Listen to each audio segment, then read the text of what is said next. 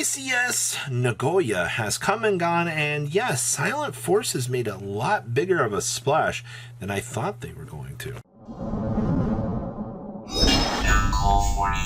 Make sure you guys smash on the crap out of that subscribe button so you guys don't miss out on more awesome content. Your breakdown for top 8 out of this YCS were 2 Fire Kings, a Labyrinth, Rescue Ace, Runic, Purely, Centurion, and Silent Forces. I'm not going to lie to you, Silent Forces put in a lot more work into this YCS than I actually could have ever imagined. Now, top 4 actually ended up being Fire Kings, Labyrinth, Rescue Ace, and Runic, which evidently is a massively diverse top cut. And then your grand finals ended up being Fire Kings versus Labyrinth, and the story of this event actually goes to Fire Kings overcoming Labyrinth in the finals. I'll actually have commentary up on that game later on this afternoon, so you can kind of take a little bit of a breather from all the huge YCS activity and stuff happening out of the weekend here. Let's pass on over some deck lists. Welcome to Deck List from YCSJ. We're trying a little bit something different here in terms of layout ratios, just to kind of showcase, because people are like, where do you get the info? Twitter. It's always been Twitter. Alright, so triple Bonfire. I love the fact that Best Searcher makes this deck into a consistent monster. We're on double Fire King Island with the double spell that basically activates it from the deck. And yes, there is the Ambler Whale. To the people that have been questioning this card, it was in the winning list out of YCS Japan. Rest of the list looks pretty standard. Next up here is our second place list.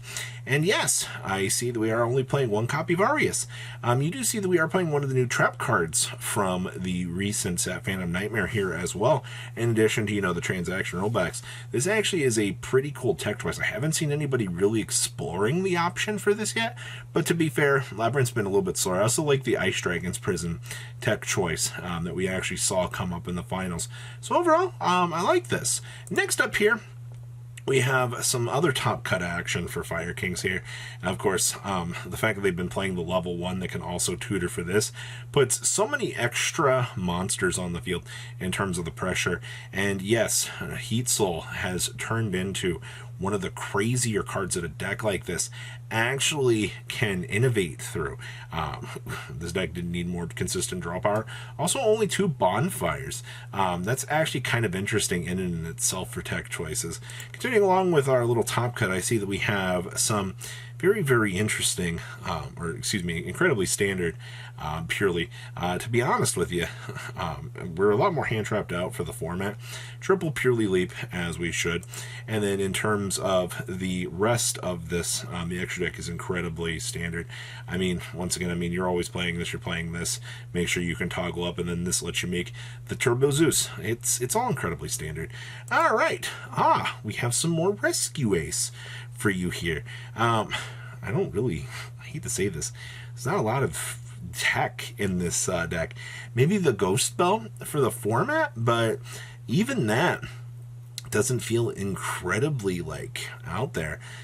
Maybe the Ogre too, but I feel like you've got to make sure that you have something to clean up Centurion, depending on if you end up running into it on the ladder, because you don't have a side for this format.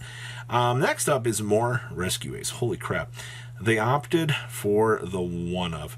I love how Japan they don't even bat an eye at thrust. They're just like, nah, we don't need it. There's our Ambler Whale again in this, and then Celine down here as well. You know what? Just a whole lot more searchability.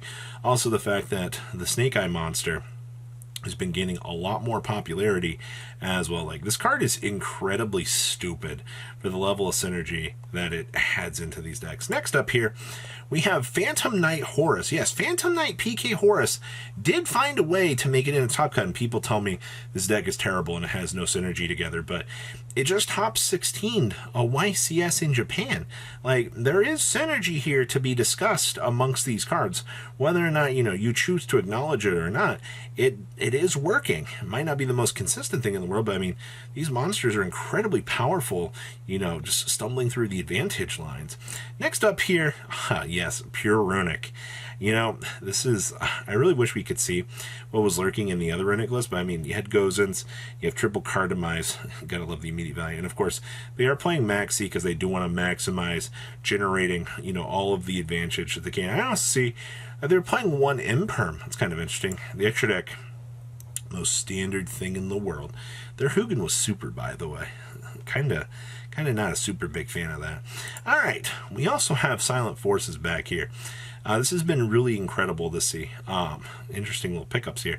A little pre-preps, Nadirs, Maximus and friends as well, and also the Diviner of the Heralds here really just kind of turned this deck into a massive monster. All right, like I think a lot of people underestimated how good this deck actually was going to be, and it really tore through a lot of this meta. And it's pretty cool to see that Silentforces did have a showing. No, this card's really, really good. All right, we also have some more Fire Kings along the way here. I don't really know like how much innovation you really want out of Fire Kings at the moment, but like Pit Knight's kind of cool. Of course, I mean, you did see the one build earlier playing 2 bonfires. Feeling so. I mean, I think this card's like $30 to $40 now in Japan. If not, it's gone up more. So you've got how many decks want to play this now? So they do have an issue, at least with pricing with that. Next up here, we have Pendulums. Okay. Of course, I mean, keep in mind they still do have Electromite here, but it's kind of cool to see that this deck is functioning. All right, like you're able to kind of climb up through a lot of the power ladders and set up, and I see that they are playing Magical Midfield Breaker as well, especially for what this format was. You do have a lot of different things that you need to worry about. So the more hand traps and things that could ruin your day, Midfield Breaker is going to give you the chance to kind of play around that. And then of course we have Blackwings that managed to somehow toggle, and I was genuinely impressed when I saw this. I was like, really? Blackwings of all things? Yeah, Blackwings did have a way. Love the one Wanting Moon here. Only double Black Whirlwind. I mean, to be fair, like, it's kind of Simone or bust, usually with this. Like, obviously, if you see Simone, you're pretty much off to the races. But if not, like, it's just going to leave such a bad taste in your mouth. So, interesting choices for that. Next up here is Centurion. I do want to see more of what the top 8 Centurion deck was, because it was playing Maximus and stuff too, from what we saw on stream, which was kind of insane. But this is probably your more standard approach. Maximizing numbers like this is fine. 2 of Emmet, and then of course I see that we have our dragons, and then we are also playing the big Massaro in here as well. We're getting really, really cute out here for some of these tech choices, especially if we're playing Massaro. All right, next up is some more Pendulum Magicians. Okay, I see Electromite, Exceed and Beyond are all doing their job here. Triple Wings of Light, double Darkworm. Really nothing too much to talk about here. I mean, all the Signer Dragons. If we're not playing the Signer Dragon to extend out this good card, though. So that's kind of interesting, but it looks like just you're toggling through massive combo with this deck to make sure that, you know, you're able just to kind of set up and laugh at your opponent. Seems standard. Next up here, we have more No, this is Snake Eyes. What? Pure Snake Eyes with Diabellstar actually managed to top? What? Okay. See, we are playing evenlies. We have the power cards here. Playing the one Snake Eyes here. I'm impressed. Huh. Maybe we will see a day that Pure Snake Eyes actually becomes a deck, especially in the TCG. Next up here, we have Unchained Live Twin.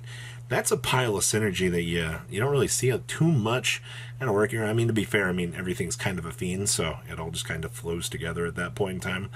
So you can kind of just start setting up your Link monsters and then go to town. I mean, if not, you can actually toggle on into this the old-fashioned way. Outside of that, I don't think there's too much to really talk about here with this, because most of this list, I guess it's kind of cool to see somebody playing Thrust. Next up here we have Super Heavy Samurais. They still do have the Link one, and yes, That is Scythe.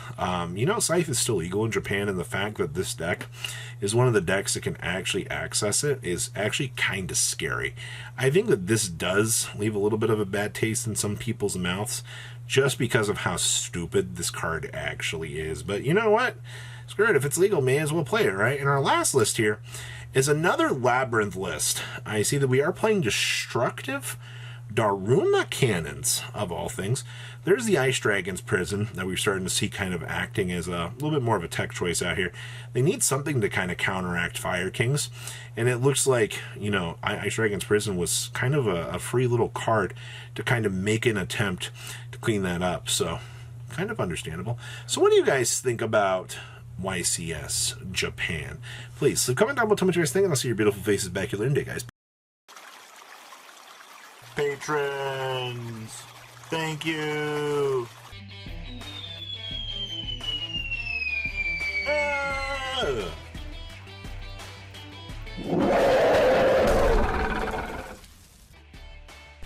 Thank you so much for watching. Check out these other videos.